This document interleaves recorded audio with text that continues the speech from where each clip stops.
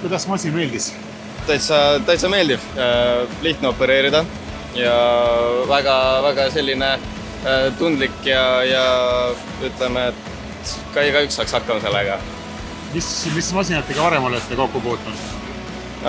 Tavalise tõstukiga, selle korvtõstukiga ja vanemat laadi upitajaga. Et see on nüüd esmakordne siin, et see oli siuke väljakutsuv, hästi selline huvitav selline kogemus sellise upitajaga. Et pole ka Eestis näinudki sellist, et ainult on tavalised, mitte pööratavaga.